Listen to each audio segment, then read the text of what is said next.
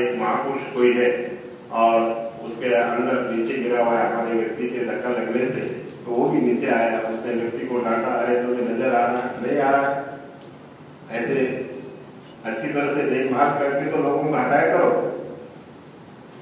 और वो खुद जो है भगवान के सामने बैठकर वो अल्लाह गिरने लगा कि उसका भी एक अधिकार बना। वो जो कर्म उसने रखे दूसरे के रखे, परंतु उसका भी एक अधिकार उसमें इन्वॉल्व हो गया और उसके हाथ लगने से उसकी भी क्रिया एक प्रकार से संपन्न हो गई। एक क्रिया में दो बातें संपन्न हो गई, जिसने दिया उसका भी टूटा हुआ अधिकार और जिसने नहीं दिया उसका भी एक अधिकार आया। तो ये लेने के लिए भगवान आते हैं, तब भगवान हमारे लिए कुछ देने के लिए तैयार हो जाते हैं। वही का एक चरित्र है जहां पर भगवान भिक्षा मांग के रोज भोजन करते थे एकांत काल में। तो एक माता वामन वेदी नाम के ब्राह्मण की जो माता जो घरवाली है वो गुजर गई। उसको स्मशान में लाया, वो शरण जो रखा था, क्या बोलते उसको, अग्नि काष्ठ जो रखा था उसके ऊपर उसको रखा और वो रो रहा है, ये छोड़ के गई, अब घर कैसे चलेगा, क्या चलेगा। वो कहीं भगवान का एक पेड़ के नीचे बैठे उसने देखा, वो दौड़ता हुआ भगवान के पास आया। वो रोज देखता था कि ये भगवान जी हमारे घर भिक्षा लेने के लिए आते थे और मेरी घरवाली उनको भिक्षा देती थी, अब इनको भिक्षा कौन देगा। भगवान के सामने जाकर रो रहा है कि भगवान जो आपको भिक्षा देती थी वह मेरी पत्नी गुजर गई है, आपको भिक्षा कौन देगा। लोग जो कोई जाता है उसके अपने स्वार्थ के लिए रोते हैं, परंतु यहाँ रोना वो परमार्थ के लिए रो रहा है, भगवान जी के लिए रो रहा है कि आपको भिक्षा कौन देगा। रोना है तो भी ऐसा रोना जरूरी है, परमार्थ के लिए, उसके भले के लिए। हम स्वार्थ के लिए ही रोते ज्यादातर। तो भगवान वहां से उठे और जहां उसको लकड़ियों पर रखा था, अभी अग्नि देना ही है, ऐसे तैयारी में सब लोग थे। भगवान ने उसके पास जाकर बोला कि माई उठो, हमने भिक्षा लेनी है। ये शब्द जैसे आकाश में गूंजे और वो माई जैसे नींद से जाग गई है, ऐसे उठकर बैठ गई। देख रही है अपने को, लोगों को, ये क्या तमाशा है, क्यों लोग खड़े हो गए, उसको पता ही नहीं कि क्या हो गया। मृत्यु के बाद क्या पता चलता है। और उसको लगा कि मैं सोई थी और जाग गई, इतना ही मात्र हुआ। और भगवान ने कहा कि हमने एक भिक्षा तुम्हारे से लेनी है। और सारे लोग आनंदित हो गए, भगवान की चरण वंदना करने लगे, जय जयकार होने लगा और अपने घर को उसको ले गए, भगवान की पूजा अर्चना की। और भगवान को जब भिक्षा देने लगी तो भगवान ने कहा नहीं, अभी आपकी एक ही भिक्षा बाकी है और एक भिक्षा देने से फिर आप नहीं बचेंगे, इसलिए बचना है तो आपको मृत्यु चुकाना है। तो मैं अभी भिक्षा दे लूंगा, जब तुम्हारा ये समय आएगा तब मैं भिक्षा लूंगा। तो एक भिक्षा इतना जीवन दान देती है, आप अंदाज लगाइए कैसा जीवन मिलता होगा। अनेकों बार भिक्षा देने से कितना जीवन मिलता होगा, इसका अंदाज लगाइए। जब एक भिक्षा मिलने से उसका अपमृत्यु टल गया और जीवन और लंबा हो गया।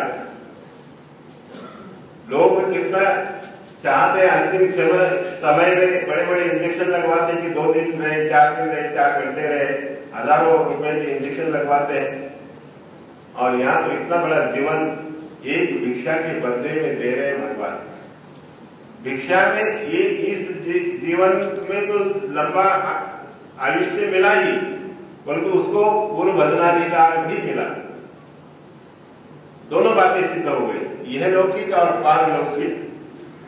एक भिक्षा में दरवाजे पर आए हुए अतिथि को ऐसा भोजन देने से, एक भिक्षा मात्र देने से जीवन में दो प्रकार की बातें सिद्ध हो रही है। अभी का जीवन मृत्यु टल गई और आगे पूर्वजनाधिकार भी निकल गया। तो ये बात भगवान छोटी सी क्रिया से, राई इतनी क्रिया, सरसों इतनी क्रिया पहाड़ जैसी भगवान बनाते हैं, और देवताओं की क्रियाकलाप पहाड़ जैसे आप बहुत अनुष्ठान करेंगे तो फल देंगे, तो सरसों इतना फल देंगे, सरसों का दाना होता है ना, उतना फल देंगे। इतना फर्क है देवताओं में और परमेश्वर में। और इसलिए भगवान व्यक्त होकर, प्रकट होकर ये चाहते हैं कि जीवों का ज्यादा से ज्यादा भला हो। इसलिए गांव-गांव, वाड़ी-वाड़ी, यूसिटी, गांव-गांव भटकते हैं, गांव-गांव जाते हैं, उनके घरों में जाते हैं, भंडारकार के दरवाजे पर गए और उनको अपने साथ ले लिया। भ्रतृहारी की मुक्ताबाई, उनके भी कंदमूलों को स्वीकार किया। आदिवासियों में रहे, जो जंगली लोग हैं उनके भीतर भी रहे, और उन्होंने जो पदार्थ दिए, कंदमूल दिए, शहद दिया, चावल वो पकाते थे तो वो बांस के कोर में वो चावल डालकर पानी डालते थे और उसको मिट्टी लगाकर वो आगली पर रखकर वो चावल पकाते थे। बर्तन नहीं था, आदिवासियों के पास कहाँ बर्तन होगा, परंतु वो एक उस जमाने का ऐसा एक, आज जो हम कुकर लगाते हैं ना, वैसे वो बांस का कुकर वो बनाते थे कि सबसे बांस के भीतर, पोले बांस के भीतर चावल डालकर, पानी डालकर, उसको बंद करके, मिट्टी से वो बंद करके फिर अग्नि में उसको रखते थे। और उनको पता लगता था कब ये चावल बनते हैं, तो मिट्टी निकालकर चावल ऐसे पत्थर पर डालते थे, शहद साथ में भगवान को देते थे, और बड़े खुशी से भगवान वो आरोपना आदिवासियों की स्वीकार कर रहे हैं, ले रहे हैं उनसे, तभी तो कुछ देना संभव होगा। और इसलिए उन्होंने अधिकार 12 वर्ष तक संपन्न कराते रहे। 1 वर्ष नहीं, 2 वर्ष नहीं, 12 वर्ष तक भगवान आदिवासियों के बीच में रहे। जितने वर्ष हमारे सभ्य समाज में नहीं रहे। सभ्य समाज में भगवान के 8 वर्ष गए, बाकी तो एकांत अवस्था में ज्यादा से ज्यादा वर्ष भगवान ने बिताए हैं अनेकों के अधिकारों को संपन्न करने के लिए। और ऐसे हालात में जहाँ कोई व्यवस्था नहीं होती थी, फिर भी भगवान स्वीकार करना चाहते थे, जैसे भी हो परिस्थिति भगवान सॉल्व करते थे। 1 महीने चले लाए मांग कर, और भगवान ने कहा आज तुम्हारा उपहार हम स्वीकार करेंगे। उसने कहा भगवान जी मेरे पास ना सिलबट्टा है, ना उसको सेकने के लिए तवा है, कुछ भी तो है नहीं। तो भगवान ने उसको सब बताया कि पैसा से जो कुछ चीजें लगती वो ले लो, ये पत्थर धो लो, पत्थर पर दूसरे पत्थर से उसको पीसो, और फिर जो चीजें वो ले लो, और 3 पत्थर ऐसे नीचे रखकर उसके ऊपर पतला एक पत्थर रखकर वो तवा बन जाएगा, और नीचे अग्नि जलाकर उसको सेको। और ऐसे हालात में बना हुआ वो पदार्थ भगवान ने, तो धीरगा बोलते उसको, चने का बना हुआ, वो भगवान ने राणाईसा से स्वीकार कर लिया। अधिकार जो बनाना था उसके बगैर कैसे बना।